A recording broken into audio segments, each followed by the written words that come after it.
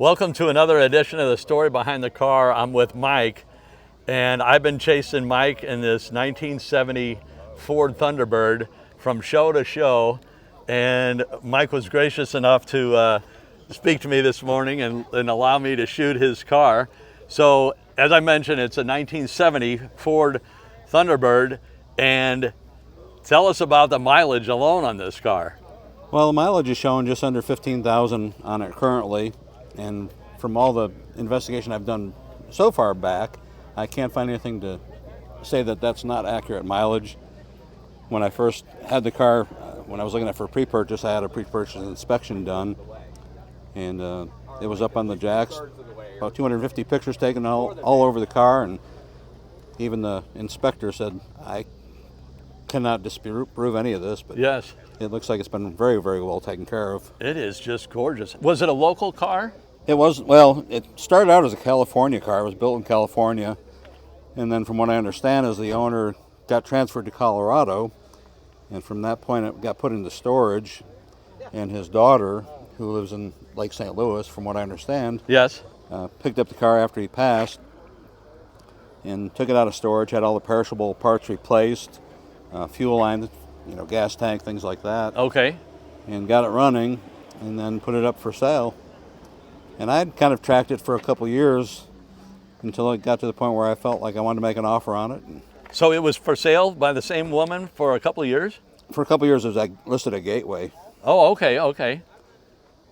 But then I found out the owner lives in Lake St. Louis. So Okay, and I believe you're in the next town over, I'm in O'Fallon? St. Peters. St. Peters, Yeah, okay, so- 2 towns over. Yeah, so real close. It's very coincidental. And Yeah, of course, being an Air Force guy, yeah, driving a Thunderbird, it just kind of felt like it was a good match. yeah. I love the vinyl top too. Yeah, And Mike, do you mind if I open the door? I don't mind. Just a gorgeous, just the panel right there is just gorgeous.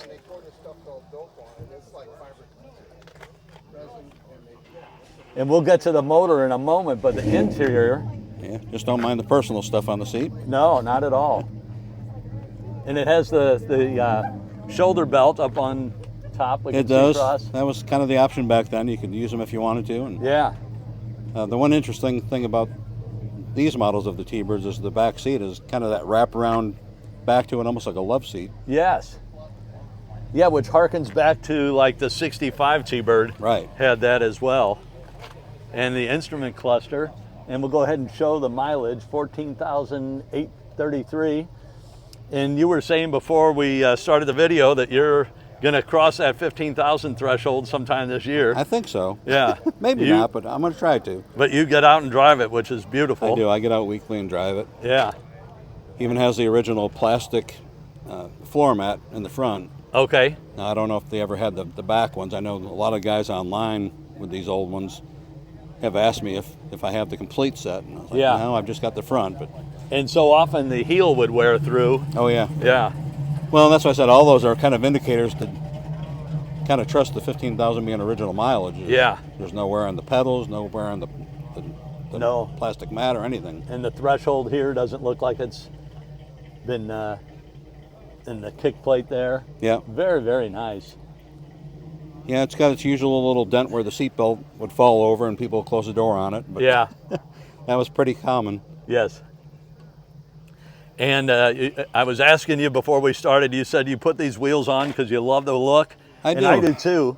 I like the look of a rally wheel. Yeah.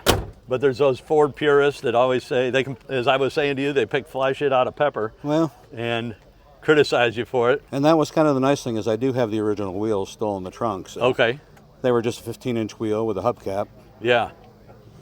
And the vent here, that was part of the ventilation for the interior of the vehicle for the Correct. air conditioner, correct? Correct. That was a fresh air? Yep. Yeah. Yep, and you got your little poles on each side of the car for opening up the vent. Oh, okay. And there's that Thunderbird script, which is so beautiful.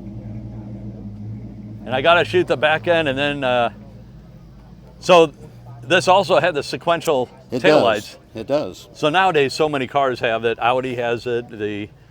So many vehicles have it. But back in the day, that was such a. I remember as a kid, we would see that and just marvel at it. Yeah, and what's very unique about them is is a lot of people don't really realize how they work, since all the new ones are just solid state controls. And Yes. actually, these older models, they've actually got a DC motor that turns a cam with splines that make the contacts. So when you energize that little motor, it turns the cam, and little contactors make the sequential. So, Wow, I did not know that. yeah. And they have a hard time with them because as they age, they tend to burn out the contacts. Yeah. But they do make replacement solid state ones now that you can replace them with. And is this where the key is for the... That is where the key is. Yeah. And does it open down? It does open, yeah, just pull it down. Oh, wow. See, this was when vehicles were so cool back then and so unique. And the lines are just wonderful. And can we see the engine? Yeah. And I think the guys with the love affair with a large engine are going to really enjoy the engine on this one. It loves the gas stations. Yeah, and it's got the white light that would shine on your cornering Yep. lights, I think they called it. Cornering lights, opera lights, whatever.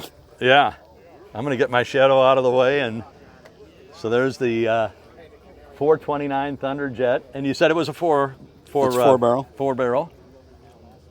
And that's the air compressor for your air conditioning. Well, it fills up that engine bay pretty nicely, doesn't it? Certainly does. How does the AC work? It does not. The compressor does turn, Yes. and but it doesn't engage. So Okay. I've got to have it checked for leaks first. But it may just be as simple as a low pressure. There's just not enough, Freon in there to Yeah. kick the pressure switch. And so you replaced the wheels and tires. You kept the original wheels. Correct. Have you done any other work to it, Mike? I've had the carburetor rebuilt Okay. because that was hanging up on me a little bit, and the jets weren't filling up the bowl, and I'd make a turn, and And modern gas really plays hell on it does. the carburetors. So having that rebuilt has really made a huge improvement. Of course, I've changed, plugs, condenser, not condenser, plugs, spark plugs, wires. Yeah. all Distributor? that. Distributor cap and all Yeah. that. Yeah. When you said condenser, I was thinking distributor. Yeah, in that's my what I head. was thinking in my head Yeah. too. And there's the old juice can that Ford used to put in for the vacuum. What was the vacuum for the juice can? You know? I do not know on that actually. I don't know if maybe that was for wipers. Yeah, I'm wondering if it was for the wipers. That's what I love about the 1960s Fords and 70 as it is. Yeah. They would use that 48-ounce juice can. Yeah, I'm pretty sure that is wipers. Yeah. So, what is your favorite feature of the car?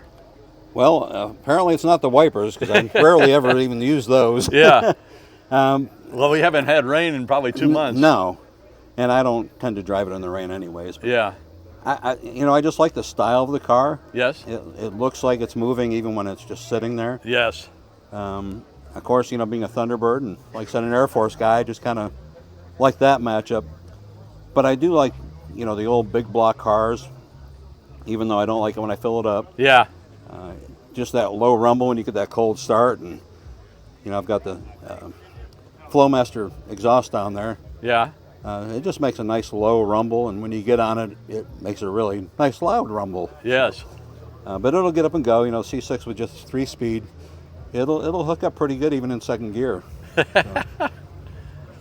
Now, I understand if you don't want to start it, but is it something you wouldn't mind starting for I us? don't have a problem. No. Yeah, I'd love to hear it. Should I get around to the back exhaust and then come forward to the engine? If you'd like to, that'd probably make more sense, I think. Yeah. So just under 15,000 original miles.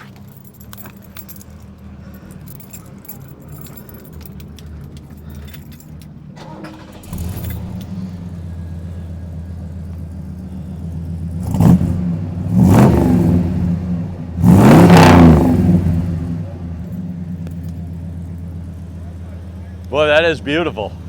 A little bit of rumble. Yeah.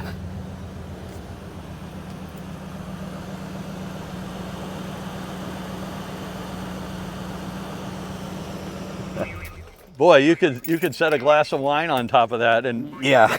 not lose a drop. It's a 1970. Okay.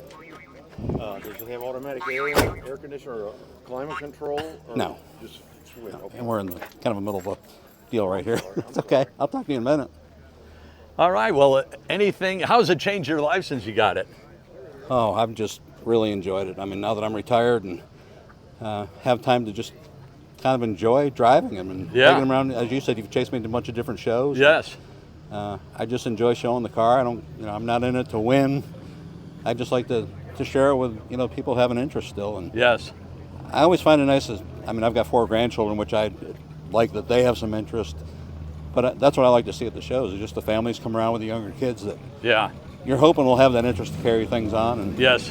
keep things moving forward. Such a beautiful design, too. You just don't see them. Yeah. And I'll tell you, you've been around all these shows, and I've been around to a bunch of them around Missouri, and I've not seen another 1970 at any of them. No. And I'm sorry I'm distracted by this car. Yeah. Memories of Jay Leno. Yeah. Well, thank you so much, Mike, for sharing your 1970 Ford Thunderbird Well, thank you, with a Tom. 429 and just a beautiful, beautiful car. Thank you. I appreciate you. You bet. Thank you.